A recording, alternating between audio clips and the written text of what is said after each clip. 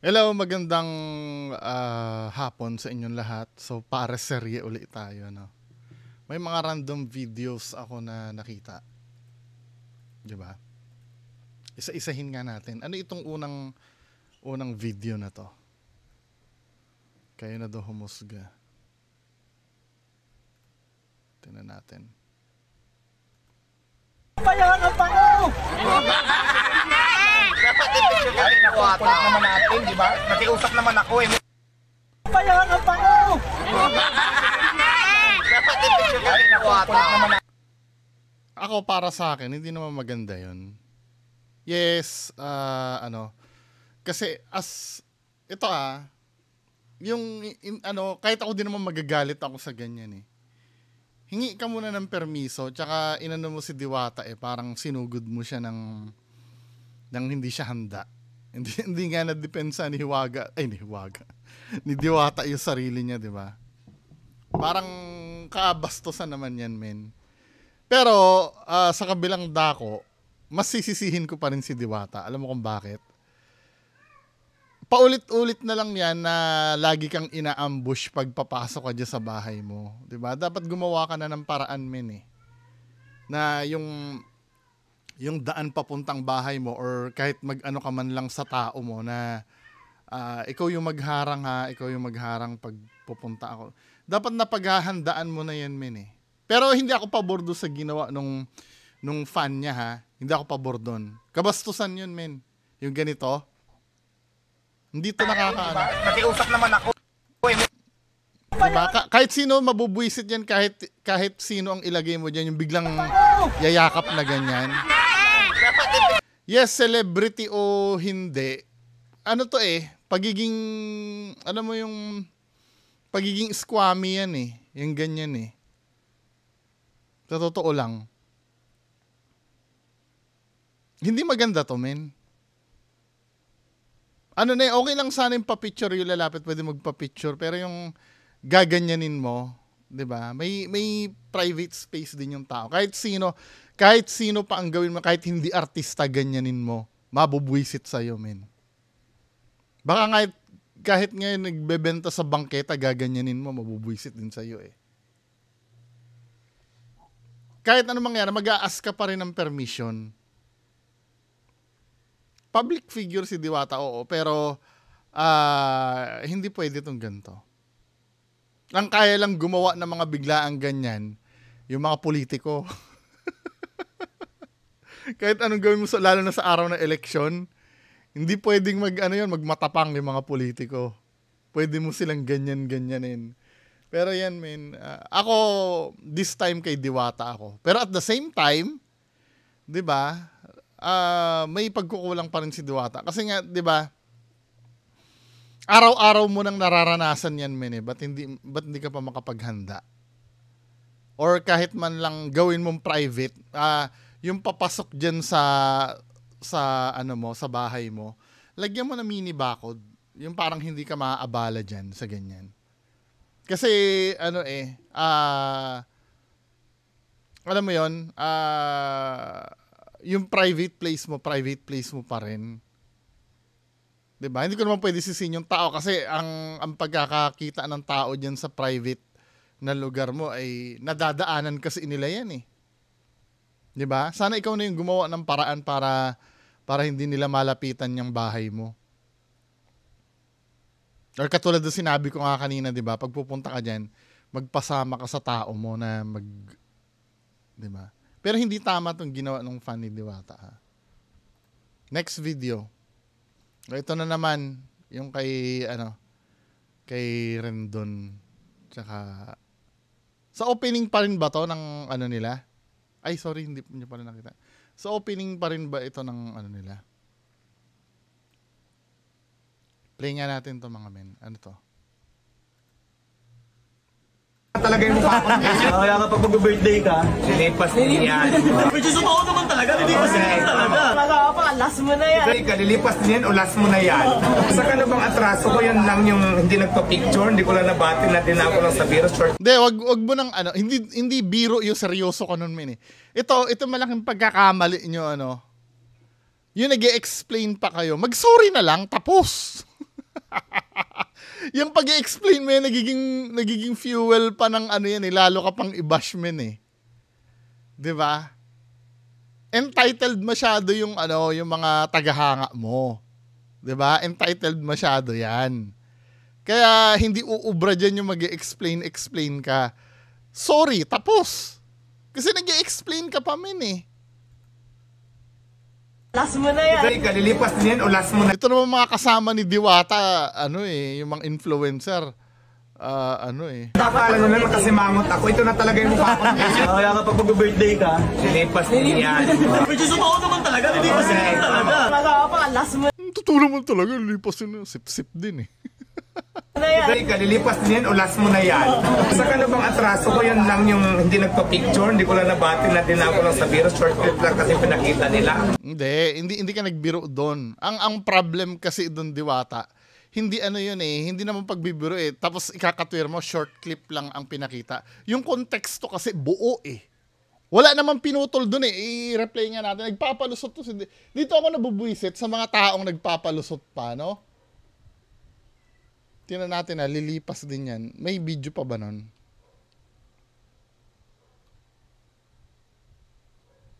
Tingnan natin ha. Kasi ang kinakatwiran ni Diwata, maikling video lang daw ang pinlay. Buo yung konteksto eh. Di ba? Nilapitan ka nung tao, then binara mo, then nagtapos na yung video. Wala namang, hindi naman kayo nasa gitna ng ano ng usapan eh. Tama ha? I-play natin yung video na yon. Ate, birthday ko ngayon. Di ba? Out of nowhere, nilapitan ka. Hindi naman yan, kanina pa kayo nag-uusap eh. Lilipas din yan, kuya. Lilipas din yan, kuya. Di ba? Buo yung konteksto men eh. Hindi siya pinutol. Huwag mong palabasin na, alam nyo, ang nagiging problem dito, talagang ako yun ang problema. Hindi, nabubwisit lang kasi ako. Ang nagiging problem dito, instead na ako inila yung pagkakamali, 'di ba? Lalo sila nagpapalusot, gumagawa sila ng paraan na magsinungaling uli para palusutan yung ginawa nila dati. Mag-sorry ka, tapos. Tapos tong issue na to. Sabihin mo lang naman na ay oo, kasi wala eh. Pagod kasi talaga ako pero I'm so sorry po. Sa susunod po hindi na po mauulit. Tapos! Ganun lang. Tapos na. Ano pa ba yung sinasabi mo eh? Kasi di ba men? Tapos gumawa pa kayo ng ako for me, hindi makatotohanan yun eh. Yung kahapon, yung napag-usapan natin, yung may nag-order daw doon, hinintay yung langaw. Diba? Instead na ang sinasabi nyo, ay sorry po kung malangaw man dito. Sige, gumagawa po kami ng paraan para po maiwasan yon yung pagkakaroon ng langaw. Tapos! Hindi yung gagawa pa kayo ng istorya na may umorder dito, hinintay yung langaw. Napaka-bullshit nun. Tapos may mga bobo naniniwala naman dun sa istorya na yon, men. Diba? Parang ang pinalilitaw kasi dito, ni Diwata, hindi siya pwede magkamali. Lahat ay kaya niyang i-explain. Di ba, men? Ano ba? Masama na ba yun? Masama talaga yun. Masama yun. Di ba? Ano ka eh, hiningan ka ng konting-konting pabor eh. Na kaya mo naman dapat ibigay eh. Alam mo kung bakit nasabi ko na kaya mo nang ibigay? Instead na nasabi mo, oh, happy birthday. Instead na gumanon ka, mas pinili mo pa eh, na magsalita ng lilipas din yan eh. Di ba? Same lang yung oras na kakainin sa'yo kapag sinabi mong happy birthday versus dun sa lilipas din yan. Dahil gusto mong barahin yung tao, di ba, men? Lilipas din yan o last mo na yan. Sa ka na bang atraso ko, yun lang yung hindi nagpa-picture. Hindi ko lang nabati na din ako lang sa virus. Short clip lang kasi pinakita nila. Di ba? Short clip lang kasi, buo kasi yung konteksto nun. Kahit short clip. Kasi yun lang naman ang interaction nyo eh. Lumapit yung nagpabate. Binara mo. Pinatay niya na yung tapos yung konteksto, men eh. I don't think na meron pang ano yon, meron pang nangyari prior to that. 'Di ba? Kasi yun yung nakiusap na siya noon eh. Napaka ano nito, napaka bullshit na palusot nito. I'm so sorry 'Di ba? Kinampihanan ko naman si Diwata kanina doon sa may nangyakap eh. Pero dito may napaka bullshit nito. Hindi mo na lang akuin na nagkamali ka. 'Di ba? Masama na ba yun? Masama talaga yon. Mas pinili mo kasing barahin yung tao kaysa bumati ka. 'Di ba? Same time lang naman ang na-consume sa'yo eh. Instead na happy birthday ang sabihin mo, inuulit ko mas pinili mo pang sabihin na lilipas din yan. Pati nga yung 1.5 Yun lang bang basihan? Parang galit na galit kayo sa akin? Ako na hindi ka pagtanggol. Hindi yun eh. I mean, so ibig sabihin, yung mga, kasi yung maliit na bagay na yon, ano yun eh, ginto yun para sa mga tagahanga mo eh. Hindi pala naiintindihan ni Diwata yung yung power na meron siya bilang isang celebrity. 'Di ba? Sinong idol yung halimbawa, may idol kayo, no? Si Taylor Swift, idol nyo. 'Di ba? Or idol na idol ko, halimbawa si Taylor Swift. Yung masabi lang na hay bungo, gumanon lang si Taylor Swift. Life-changing na sa akin yun eh. Kasi idol na idol ko yun eh. Nagigets nyo ba ibig ko sabihin? Yun ang hindi nare-realize si Diwata. May multo yata dito. Bumagsak yung Di ba? Yun ang hindi nare-realize si Diwata. Kung anong meron siya. Di ba? Nagigets ibig ko sabihin? Yung maliit na words na yun, dahil sikat ka nga, powerful yun. Hindi ka naman na ordinaryong tao ngayon eh. Okay lang sana kung kapitbahay nila, ay happy birthday Wala eh. Hindi kasi nila pwede pagmalaki sa social media yon na nabati sila ng kapitbahay nila. Yan ang hindi naiintindihan ni Diwata. Pag celebrity ka, gold para sa mga tagahanga mo ang bawat words mo. Diba, men? Iba na kasi ang status mo, Diwata eh. Hindi ka na ordinaryong tao eh.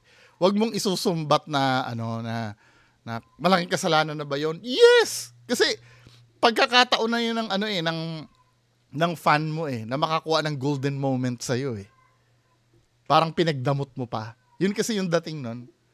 Diba? Andiyan ka na eh. Andun na idol ko, si Diwata, nandito na yung idol ko eh. Ayaw niya pang pagbigyan ako. Yun kasi yung dating nun eh. No matter kung ano yung dahilan mo, kung may dahilan ka kung ba't di mo nagawa yun, yung disappointment kasi ng fan mo, diba? Yun? Masakit yun. Kaya lahat ng mga away kay Diwata at kay Rose. Punyeta! Puro na namang ka-epalan. Walang bearing yung mga pinagsasabi nito. Lahat ng mga away, lahat ng... Intindi mo muna yung diwa. May naisip na po ba kayong parang business? So motivational rice toppings. Yes. Motivational. Wala, si Rendon lang ang nagsasalita. Motivational rice. Dati kasi nabash yung motivational rice. Ngayon hindi ba ko na?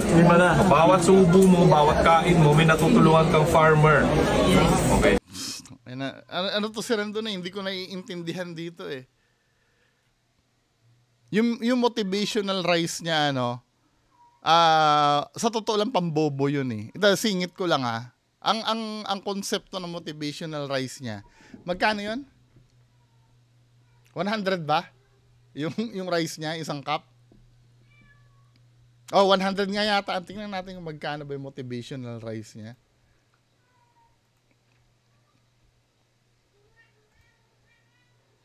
Alam ko 100 yata. Motivational rice. Price. Tingnan nga natin.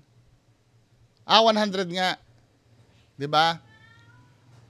Ang katwiran kasi ni Rendon Labador doon, kaya daw ginawa niyang 100 para daw magsikap yung tao na magtrabaho para ma-afford daw yung rice niya. Ang bobo, 'di ba? Ginawa niyang luxury yung rice. 'Di ba? As if naman na walang ibang restaurant. Kasi ganito yan eh, di ba? wala namang special do sa rice mo eh. Rice lang yun eh. Parang inulul mo lang kasi yung mga tao dyan. Tingnan nga natin yung ano. Sana ba yung explanation niya dito? Sabi dito, motivational rice, piliin mo, pilitin mong umangat sa buhay hanggang sa ma-afford mo, di ba? Hindi naman ano yan, wala namang special, hindi naman katulad ng sa sapatos yan, di ba? May sapatos na Adidas. May sapatos na Jordan. Siyempre, magkaiba yung Jordan doon sa ordinaryong Adidas na 5,000 pesos. May Jordan kasi na mahal talaga eh. Lalo na yung mga limited edition. Yun ang pwede mo sabihin na pagsikapan mo para makuha mo yun. Kasi iba yun eh. Ito rice, wala namang pinagkaiba to sa rice na nabibili sa karinderya eh. Talagang nilusot mo lang yung pagiging 100 pesos ng rice mo dyan, men. Ginawa mo lang tanga yung mga tao dyan sa motivational rice na yan. Okay lang sana kung yung ano na yan, let's say steak yan, ano, mahal yung steak mo na talagang, ano ba yung steak na mahal? Yung sa Japan, Wagyu. Siyempre, di ba? Yun, kailangan mong pagsikapan yun kasi uri ng steak yun na mahal talaga eh, yung Wagyu, lalo na yung A5. Di ba? Kailangan mo talaga magtrabaho para matikman mo talaga yon. I mean, kailangan mo maging successful sa buhay. Hindi pwedeng magwa-Wagyu ka kung ikaw ay nakaipon lang ng pambili mismo ng Wagyu. Kailangan ikaw ay successful businessman or ano. Ibig sabihin, kaya mo nang ma-afford yun para ma-consume mo lang. Diba? Hindi katulad nito, men. Diba? Kaya minsan hindi ko alam dito kay Rendon kung ano eh. May sasabihin pa ba dito si Diwata?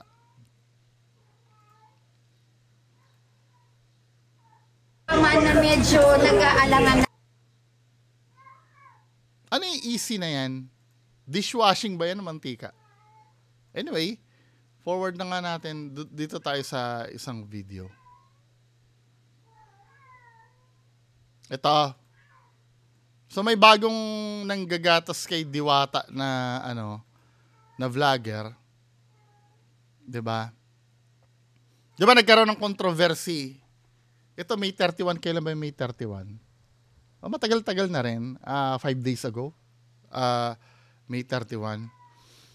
So ito 'di ba nagkaroon ng controversy na dugyot daw yung lugar ni Diwata. Malangaw, mauod, di ba? So ito yung video. Naku po Diwata, anong ginawa mo sa parisan mo dito sa Pasay? Bakit mo pinaganda? Marami na naman ang magagalit sa'yo. Bakit mo nilagyan ng semento at bubong yung iyong parisan dito? The way na magsalita itong vlogger na to, parang naghahamon siya ng away eh. Di ba? Naku, yung mga basher mo, inggit na inggit at galit. Hindi nakakatulong tong ganitong video. Sa totoo lang. Akala nyo ba makakatulong yan? Kasi dapat ang pinopromote mo dyan, men, peace eh. 'Di ba? Kung halimbawa may improvement si Diwata na nangyari. For me ang magandang technique sana ginawa dito. Ayan, para mapaglingkuran ng maayos sa mga customer at hindi na mangyari yung mga unang kumalat na balita na yun nga, na may mga langaw. Ito ay nagsisikap si Diwata na ma-improve ang serbisyo. Ganoon na lang, wag mo na sasabihin na inggit, 'di ba? Lalo magiging determinado yung mga basher. Hindi nyo pinuputol yung problem eh. Sa bagay, advantage sa yan bilang vlogger, magkakaroon ka ng kasagutan diyan. 'Di ba? Pero kay Diwata mismo, lalong maghahanap ang mga basher diyan ng ikabubutas niya. The way ka magsalita, men. Sa bagay, trip mo naman yan, Ako, nag-o-observe lang naman ako. Mas maganda sana kung gusto mong maging payapa si Diwata, kung talagang totoo na gusto mong tulungan si Diwata, hindi ka dapat nagbablog ng ganito. 'Di ba? Kung gusto mo. Ngayon, kung trip mo naman na sabihin niya, wala naman akong magagawa doon, vlog mo naman yan eh. Pero inaalala ko kasi, lalo magiging determinado na mag-retaliate yung mga basher. 'Di ba? Kasi ano to pagpo-promote to ng gera min eh. Hindi ka na lang mag-vlog na ito po yung yung improvement para sa mga customers ni Diwata. Para para patuloy na maging komportable yung mga kumakain at lalong dadami pa. Huwag mo nang pansinin yung mga basher, men. Kasi actually, ganun din naman ang gusto ng mga basher, pansinin mo din sila eh. Sa bagay, kung katulad ng sinabi ko kanina, kung goal mo talaga na tumagal sa social media, kailangan mo mag-insight ng mga ganyang bagay, di ba? Kailangan mo mag-promote ng away. Naku po Diwata, anong ginawa mo sa parisan mo dito sa Pasay? Bakit mo pinaganda? Marami na naman ang magagalit sa'yo. Bakit mo nilagyan ng semento at bubong yung iyong parisan dito? Naku, yung mga basher mo, inggit at galit na naman. Actually ngayon paglalagay ng semento, ano yun eh. Parang pagtanggap niya sa sarili niya na dugyot talaga yung lugar niya eh. Sa totoo lang. Kasi kung hindi naman problem yung floor, kasi doon nakita yung mga uod eh, doon sa floor. Kasi ang ginagawa daw, di umano, may nabasang comment lang naman, hindi naman ang galing doon sa, wala namang video, comment lang. Di umano daw, pag naglilinis daw yung mga tao doon, yung mga kanin-kanin, inaano na lang daw sa sahig. Hindi na siya, at pag nasa sahig na, hindi mo naman kasi, pagka-graba yung, hindi mo naman na malilinisan yun eh. Mawawalis mo pa ba yun, men? 'Di ba? Siguro kaya niya kaya niya pinasemento. Yun nga, may issue na ganun, 'di ba? Para maiwasan din. Isang magandang araw po sa inyo mga kababayan. Bago ko ipakita sa inyo ipapakita ko sa inyo yung sitwasyon sa parisan ni Diwata alas 12 na ng gabi. Marami kasi nagsasabi wala na daw kumakain sa parisan ni Diwata. Ito, nagbisikleta tayo, pupunta tayo sa parisan ni Diwata alas 12 na ng gabi at Mukhang bagong vlogger to pakita ko sa inyo yung sitwasyon kung wala na nga bang kumakain doon. O ito, baka sabihin nyo hindi ho totoo. Yan, nagpakita na tayo ng ating mukha. So pupunta tayo, tingnan natin kung yung totoo nga ba yung kumakalat na fake news sa social media na wala na raw talagang kumakain sa Paris. Na-explain ko na yan eh. Yung pagsabi kasi ng ng wala nang kumakain, hindi naman literal na wala nang kumakain. Hyperbole kasi yun. Patuloy na mga bobo ang vlogger ni Diwata. Hindi na naiintindihan. Tingnan natin. Isa ni Diwata. Take note mga kababayan alas 12 na ito ng gabi. Ayan, nakarating na tayo dito sa parisan ni Diwata. Makikita rin natin na dito nag-i-start na din sila maglagay kahit paano ng bubong. Diba? At hindi na ganun karami sa dati. Totoo yung balita, hindi fake news nyo na wala nang kumakain. However, yung tinatawag na wala nang kumakain, hyperbole yun. Sana naiintindihan nyo yung meaning ng hyperbole, Kapag halimbawa, sa isang tindahan, pag sinabi niya na, mahina nga ngayon, wala nga akong benta eh. When you say walang benta, hindi naman literal na wala talagang benta. Mahina lang yung tinda. Pero kung makikita mo dito, wala na talagang kumakain. Maybe may mga kumakain. Nakikita mo naman. Katatapos din lang ulan. So makikita ninyo, marami pa rin po ang kumakain ng pares dito ni Diwata. Diwata. Kung ikukumpara mo sa dati, wala na. Dati hindi mahulugang karayom yan. 12 na yan ang gabi. Kita nyo naman, napakarami. Ayan, shoutout na rin sa ship. Ayan, may mga bago silang tent rito na ibinigay kay Diwata. So, yung mga nagsasabi na wala na raw kumakain sa parisan ni Diwata, walang maliit to. Maliit na na bilang to. Asan ang pila? magawa sa buhay at gusto lang talagang pabagsakin si Diwata. Pero yun nga, dahil marami nagmamahal kay Diwata, marami naman po talaga ang hindi naniniwala sa mga ganyang balita. Ay kita nyo naman ngayon, alas 12 na ng gabi, ay dinudumog pa rin itong parisan niya. Paano pa? Mas fake news pa nga yung sinasabi mong dinudumog eh. Parang ordinaryong kainan na lang siya. Diba? Hindi na doon sa dati. Kung ikukumpara mo doon sa dati, marami talaga yon. Yun yung tinatawag na na wala nang kumakain. Hyperbole yun. Diba? Marami naman example niya. Katulad ng sinabi ko before, uutangan kita. Pautang naman ako. Kahit 500 pesos lang. Sasabihin mo, wala rin akong pera eh. Literal ba na wala kang pera? Meron kang pera, kaya lang wala ka lang maipapautang. 'Di ba? Same as this one. Kapag natapos itong kanyang pinapagawa na ito, pinapalagyan niya ng bubong, pinapasimentohan na rin, baka sigurado mas lalong dudumugin itong... Huwag kayong magsasalita ng ganyan, men. Mauusog nyo yung ano eh. 'Di ba? Inuuna nyo yung yabang nyo eh. 'Di ba? Yung pag naayos lalong dudumugin. Paano kung hindi nangyari yun, 'di ba? Cool lang. 'Di ba? Ipakita nyo lang sa tao na nag-i-improve. Kasi pag lalo na magyayabang kayo na ganyan na lalong dudumugin, 'di ba? Mauusog 'yan eh. Alam niyo yung term na mauusog? Yung parang ano ba sa English nun? Maji-jinx mo. 'Di ba? Maji-jinx mo yung ano eh. Huwag na kayo magsalita ng ganyan. Hindi, ako talagang kinokontra ko 'yan kasi hindi mo naman pag uunahan mo ng yabang kasi, hindi mo naman kasi alam yung mangyayari sa mga susunod eh. 'Di ba? Wala namang kasiguraduhan yung ano, maaring tama ka naman na dudumugin pag maganda na yung lugar. 'Di ba? Paano kung hindi? Di ikaw rin ang mapapahiya, no? Parisan ulit ni Diwata. Grabe kasi talaga ang mga tao ngayon, no? Gagawa ng paraan, mapabagsak lang ang isang taong unti-unting gumiginhawa ang buhay at unti-unting nagsusumika para mapaganda ang kanyang buhay. Ewan ko ba, no? Bakit ganyan yung iba nating mga kababayan na ayaw ng may umaangat? Diba dapat maging masaya lang tayo sa kung ano ang nangyayari sa kapwa natin Pilipino? Na Typical bobo pananaw yun, ano, ayaw umaangat, di ba? Kapag ikaw ay nag-criticize na ayaw mo nang umangat yung tao, ay di mas maganda pa lang, hayaan na lang natin na may langaw yan.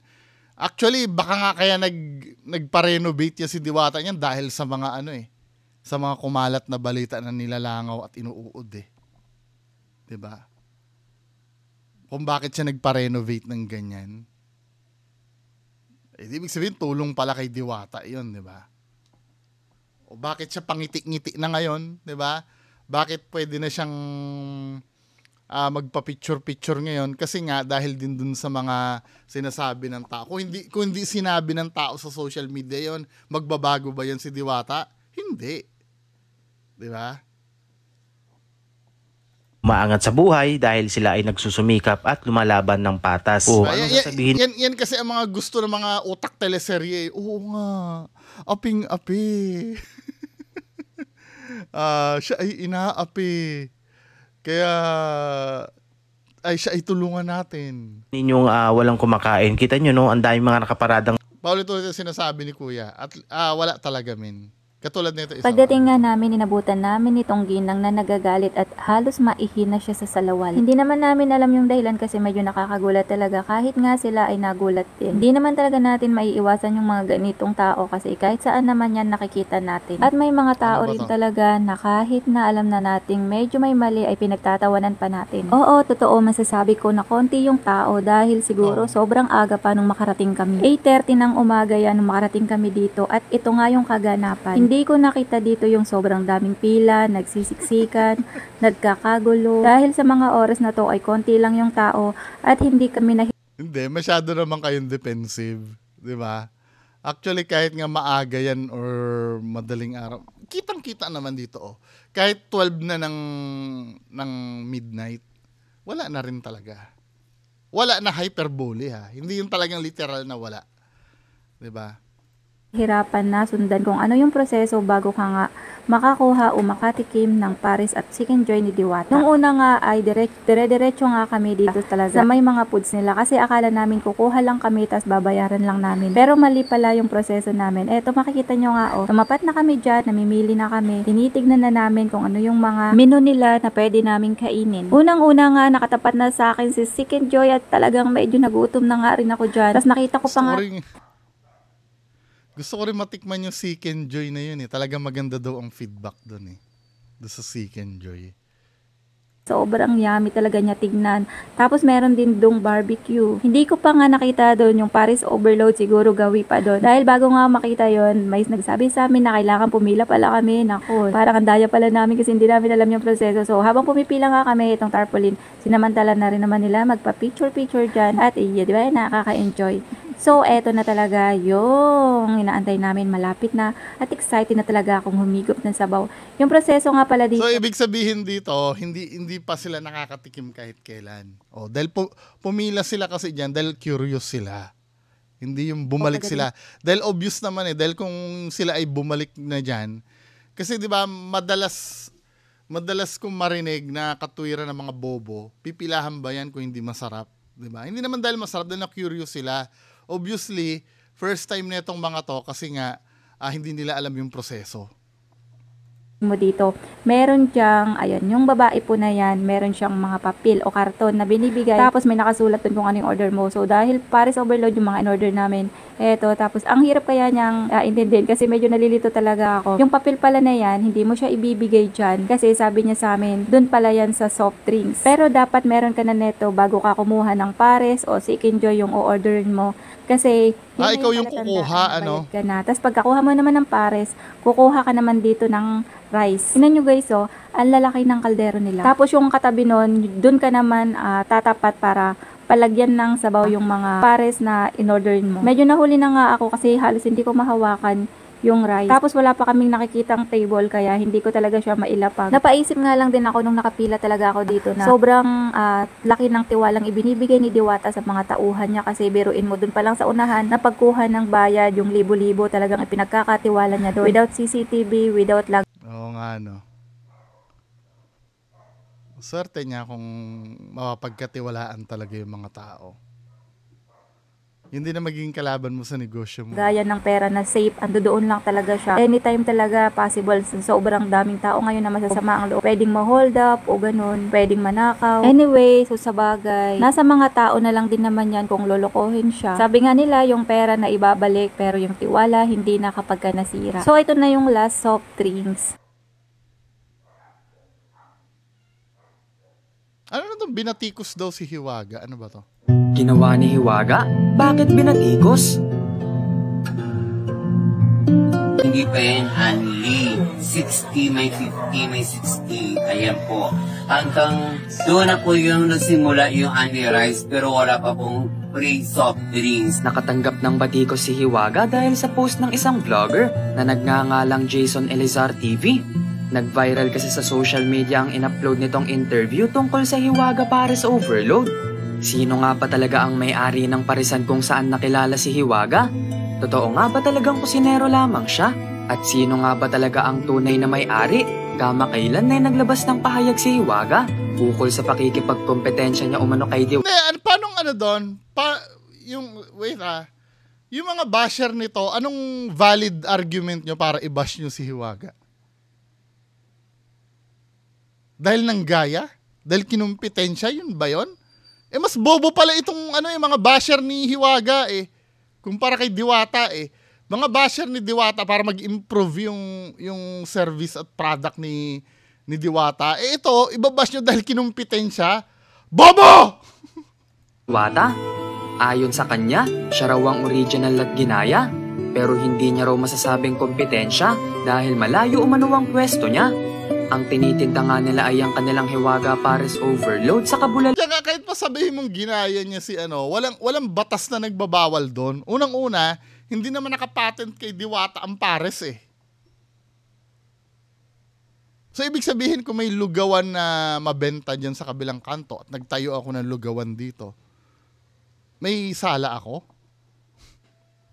Bullshit. Next.